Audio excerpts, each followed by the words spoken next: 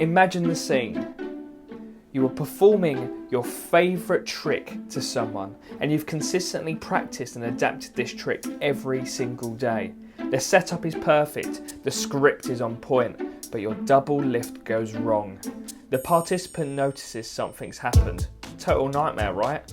But what if it didn't have to be? In this week's video, I'm going to be teaching you some hacks for when your tricks inevitably go wrong.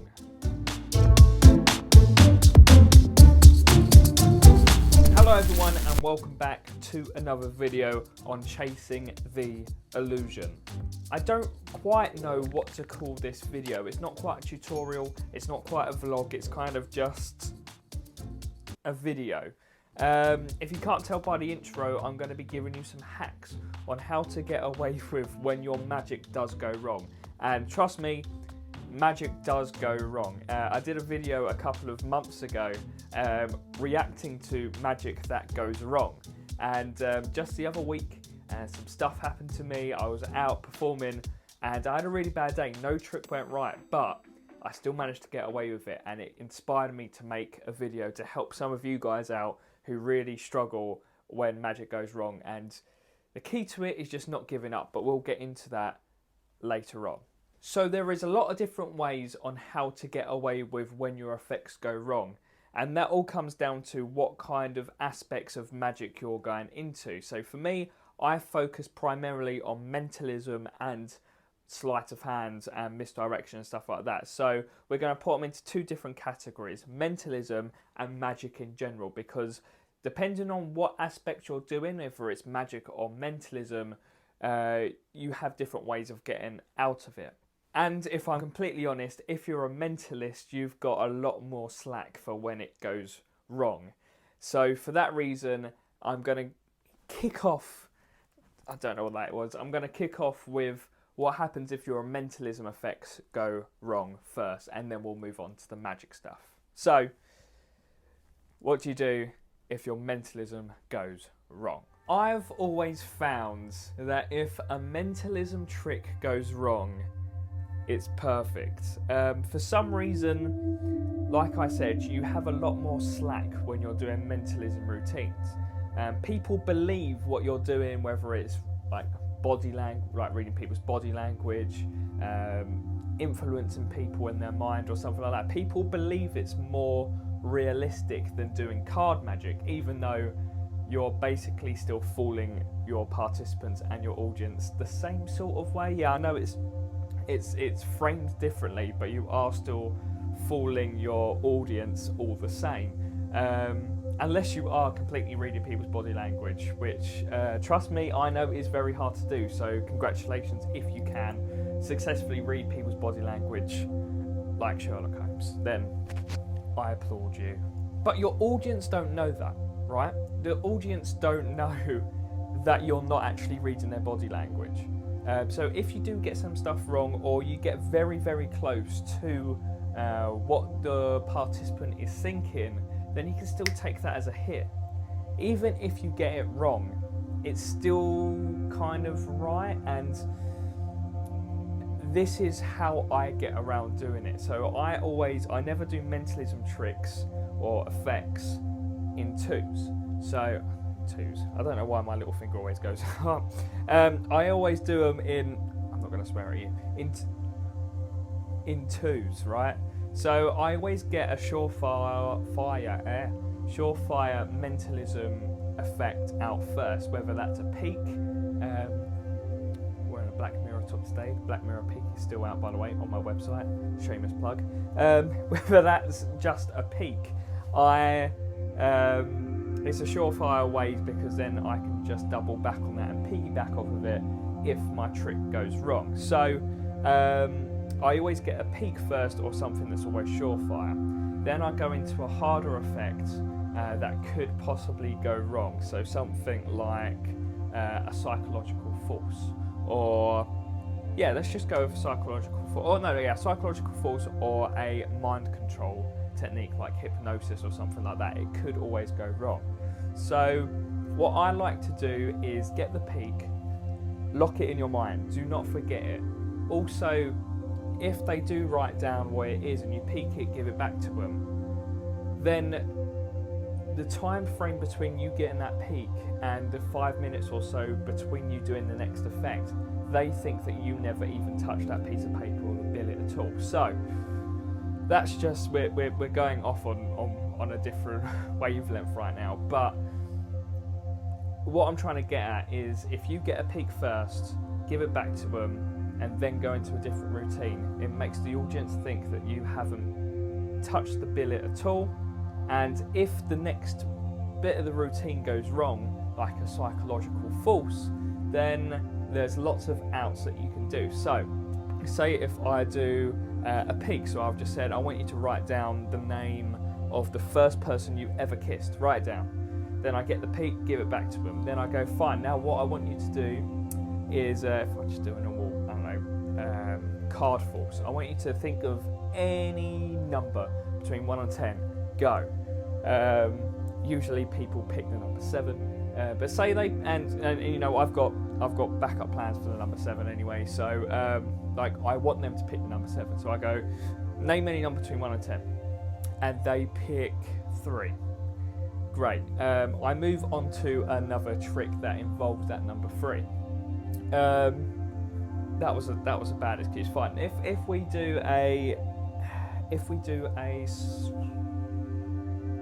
pseudo-hypnosis trick. Okay, so I want someone's eyes to be closed shut. It's one of my favourite tricks to do.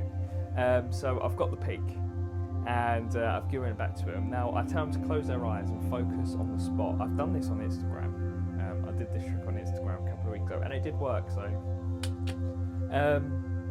I tell them to focus on the spot on their head and try and open their eyes. And if they do open their eyes, I just say, okay. And this is the out that I always use whenever I'm doing a mentalism trick. I always go, okay, so you're quite hard to read. You're going to be quite hard to get inside the mind of, which I'm really happy about, to be fair. Yeah, you're quite hard to read. In fact, what I want you to do, I want you to think of the first person you ever kissed. Perfect. See, what I tried to do there with you closing your eyes and not being able to open your eyes, I was trying to distract your subconscious. Now, this is all lies, right? This is all lies. I'm not really distracting their subconscious. They don't believe what's going to happen, right? So you just make up any excuse. So let's double back on what happened. So the 2 phases, just in case it goes wrong, is I want you guys to think of the first person you ever kissed, and I want you to just write it down, blah, blah, blah, blah, blah. You get the peek. Then you go, perfect. Now what I want you to do, I just want to try something out for you. I just want you to close your eyes, and I want you to imagine on top of your head that there is a white dot, and I want you to focus on that white dot. And the more you focus on that white dot, the harder it is for you to open your eyes. And then they open their eyes, and I go, don't worry. That was just an excuse for distracting your subconscious, because what I managed to do then when you was closing your eyes was get inside your mind, and was the person you first kissed, was their name blah, blah, blah, blah. Right? That's just one way of getting out of it. But say if the second effect does work, then you've got 2 for the price of 1, right? So you've got the peek of the first person they've kissed, then you tell them to close their eyes and focus on the white spot, and really focus on their white spot, and the more they focus on that white spot, the harder it is for them to open their eyes, and they don't open their eyes. Then boom, you've got one trick, and then you've also got the peek. Same with psychological forces, same with influence tricks or something like that. It really doesn't matter. It's just a way to back yourself up. And again, and this is what comes. This is probably the most pivotal part of this whole video, and it works for the magic section as well. The audience don't know what's happening. They don't know what's going to come next, right? You're in control of whatever they're seeing, just like I'm in control of whatever you're seeing right now. You have complete control. So if something goes wrong, just play it off like it was supposed to happen. They don't know that it went wrong. If you give off the signs using your own body language, or you straight up admit that it went wrong, then the audience aren't going to have as good as a reaction than you want. They know something went wrong, right? Wrong, right. So yeah, what I'm trying to say is, with your mentalism routines, get a surefire thing first, then once you've got that, bank it. Bank that knowledge, bank that cold read or whatever. Honestly, just bank that away. Could even be a hot read. Hot read would be perfect, to be fair. If you get a hot read on someone, bank it, then do a trick that goes wrong. Piggyback off of your hot read. But yeah, it's what I'm saying. Get 2 perfect mentalism tricks. I'm sure you've got more than 2 anyway, but get 2 perfect mentalism tricks. Get one that's surefire. Do one that's a little bit more risky. If the risky one goes wrong, piggyback on the first one. If the risky one goes right, then perfect. And obviously, the more you practice the risky one, the more likely it's going to go right anyway. So then, I know it's happened to me. My risky one is now my piggyback one, because I'm like 99% sure my risky tricks are going to work. So yeah, that's how to get away with when your mentalism effects go wrong. Let's get on to when your magic goes wrong. So very much like what we said with the mentalism tricks, you've always got to have a backup plan. How I like to imagine it is, I have a bag full of different tricks, a metaphorical bag. Don't carry a bag full of tricks if you look like a stupid magician. I have a metaphorical bag full of different tricks and ideas that I can just pick out and do straight away. So if one of them goes wrong, I can piggyback off of it. So it's the same with mentalism, it's the same with magic. So I want to talk about a time last week when I was performing. I was going around to different places and I was performing to different people, and I was doing my classic follow the ace routine. So it just literally looks like this. I want you to follow the ace of spades for me. I've got the ace of hearts here. Follow the ace of spades. I put it on top, I turn it over once, I turn it over twice. Is it on the top or the bottom, right? You'd say it's on top, and you'd be absolutely right. Let's try again. Turn it over once, turn it over twice. Is it on the top or the bottom? You're right, it's on top. But this time I'm going to turn it over once, twice, and I'm actually going to turn it over 3 times. And where is it now? You'll think it's on the bottom, right? But this is a trick, so it could be on top. But what if I told you it didn't matter, and now they're both actually the 2 red jacks? That's how the trick is supposed to go. But what happens, let's just get this out. What actually happens, and it's never happened to me before. So I got the double lift wrong. So I don't want to get into the mechanics of how it works, but I got the double lift wrong, which meant I've now got a random card on the bottom of the 2 jacks and the ace, right? So I go, I want you to follow the ace of spades for me, okay? And I'm going to turn it over once, and I was like, it's gone wrong. I got the double lift wrong. So then I literally, it fell apart. I won't lie. It completely fell apart. I then was like, you know what? I'm just going to play it off like it was supposed to happen, which is what this whole video is about. You got to play it off like it's supposed to happen. So, then I go. I think the first thing I said was, where did that 2 of diamonds come from? And then I spreaded and was like, oh, we've also got the 2 jacks and the aces. Where did they came from, right? And the participant I was performing for was like, you just had them in your hand, bro. Like you clearly just had them in your hand and you just turned them over. And she was right. But everyone else around, everyone else watching, just thought she was a difficult participant. And, you know, in a way, it worked, but the whole point of magic and the whole point of this world that we live in, if you're watching this video, you're clearly in the deceptive realm, is that we want to entertain. That's why I perform. I don't do it for myself, I do it for the entertainment of others, right? So I didn't want to self-deprecate the person doing it. I wanted to congratulate them for realising it went wrong, right? So I admitted to them, and they said, yeah, you just had it in your hands. I was like, yeah, you're right. Everyone else just thought that they were, so it's kind of like a dual reality kind of thing. Everyone thought that she was just a difficult participant, when in reality, I let her know that the trick went completely wrong. But then, again, like I said in the mentalism bit, I moved into the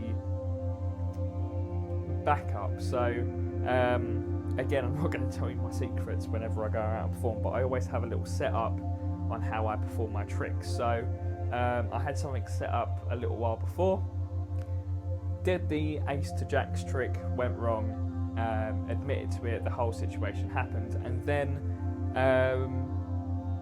I literally just went for the whole, we've got the two of diamonds here. Well, it wasn't the two of diamonds, I believe it was the three of hearts. But you know, I had the two of diamonds here. It was weird that it's the only one out.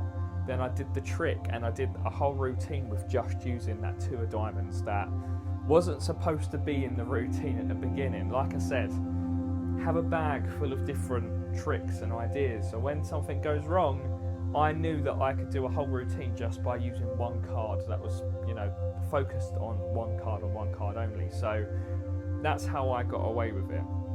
And I think the key point here is, you know, in conclusion to this whole video, because I'm going to start wrapping it up now, I think in conclusion to this whole experience and this whole reason for this video is the moment you make your participants know that it went wrong, that's when you've fouled, right?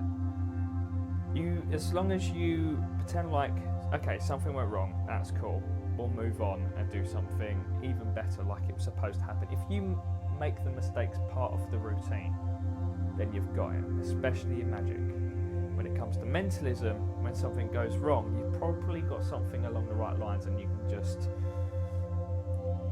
ad-lib it, and it's all about acting, which